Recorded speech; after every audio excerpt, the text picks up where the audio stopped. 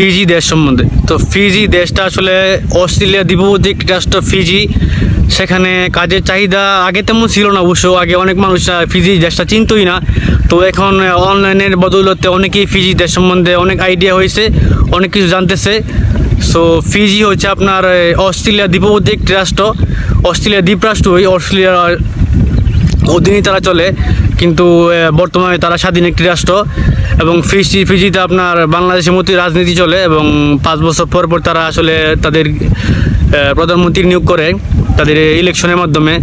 So আসলে ফিজিতে বর্তমানে 2024 সালে বাংলাদেশের লোকের চাহিদা প্রচুর, এবং তারা নতুন সার্কুলার চালু করেছে ফিজিতে এশিয়া থেকে লোক নেওয়ার জন্য।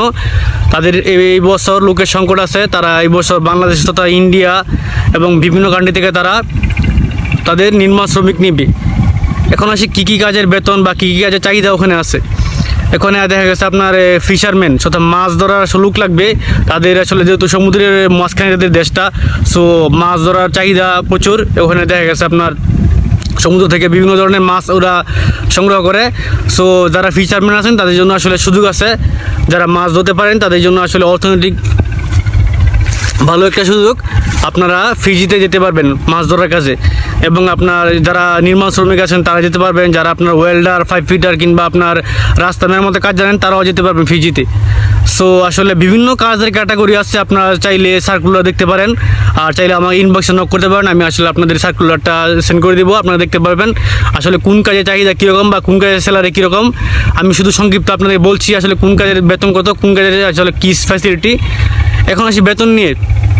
ফিজিতে আপনার সবচেয়ে হাই বেতন হচ্ছে আপনার যারা আপনার ইলেকট্রিশিয়ান, যারা আসলে কারেন্টের কাজ জানেন বা আপনার যারা ইলেকট্রিশিয়ানের কাজ জানেন, যাদের সার্টিফিকেট আসছে, তারা আসলে ফিজিতে ভালো বেতনে চাকরি করতে পারবেন। আর যারা নির্মাণ শ্রমিক আছেন তাদের জন্য আসলে সুযোগ আছে ফিজিতে, তাদের বেতনটা একটু কম। যারা নির্মাণ শ্রমিক আছেন তাদের বেতন আপনার 40 থেকে 50,000 টাকার ভিতরে স্যালারি।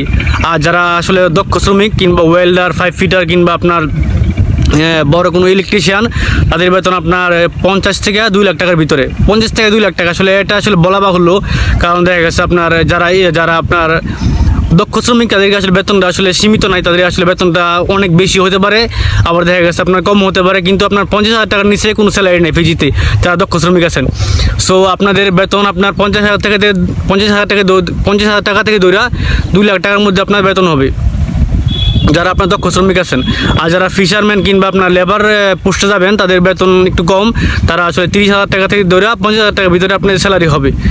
সো আর হচ্ছে আপনার যাওয়ার সুযোগ, আপনার ফিজিতে যেতে আপনার বেশি টাকা লাগে না। অনলাইনে যদি আপনি আবেদন করেন, আপনি নিজে যদি আপনি সব কিছু প্রসেসিং করেন, তো আপনার 1.5 থেকে 2 লক্ষ টাকার মতো আপনার খরচ হতে পারে এয়ারলাইন টিকিট সহ। আর যদি আপনি কোনো এজেন্সির মাধ্যমে যান, তারা আসলে বিভিন্ন টাকার ডিমান্ড করবে, 10 লাখ 12 লাখ কিংবা আরও বেশিও ডিমান্ড করতে পারে, যেহেতু ফিজি একটি উন্নত রাষ্ট্র এবং বেতন খুবই বেশি, সেজন্য আসলে দালালরা খুব বেশি টাকা নেয়। আর আপনি যদি নিজে নিজে আবেদন করতে পারেন তাহলে আপনার জন্য আসলে ভালো একটা ফ্যাসিলিটি আছে আর ভালো একটা সুযোগ আছে। সো নিজে নিজে আবেদন করতেই বেটার। যারা আসলে একটু শিক্ষিত আছেন, যারা একটু বুঝেন, তারা চাইলে নিজে নিজে আবেদন করতে পারবেন। আর এখন হচ্ছে ফিজিতে থাকার চাহিদা, মানে আপনার পার্মানেন্টলি আসলে থাকা যায় কিনা, আমার জানা মতে বা আমি যতটুকু আসলে ঘাটাঘাটি করলাম, ফিজিতে আসলে আপনার থাকতে পারবেন, দীর্ঘদিন থাকার সুযোগ আছে যদি আপনি ওইখানে বিয়ে শাদী না করেন। যদি আপনি ওইখানে সিঙ্গেলভাবে থাকেন তাহলে আপনার দেখা গেছে ওইখানে আপনার স্থায়ীভাবে বসবাসের সুযোগ ওরা দেয় না, কারণ দেশটা খুব ছোটো তো, আর দেখা গেছে দেশের জনসংখ্যা খুবই কম। আর ওদের দেশের নাগরিকরা আসলে এই জন্য খুব আন্দোলন করতো অনেক আগে। দেখা গেছে একবার শুনছিলাম ফিজিতে নাকি অন্যান্য দেশের নাগরিকটা আসলে অন্যান্য দেশের নাগরিক গেলে ওরা আপনার স্থায়িত্ব পারমিট দিত বা পিআর দিত, কিন্তু বর্তমানে ওদেরকে পিআর দেয় না অন্যান্য দেশের লোক গেলে।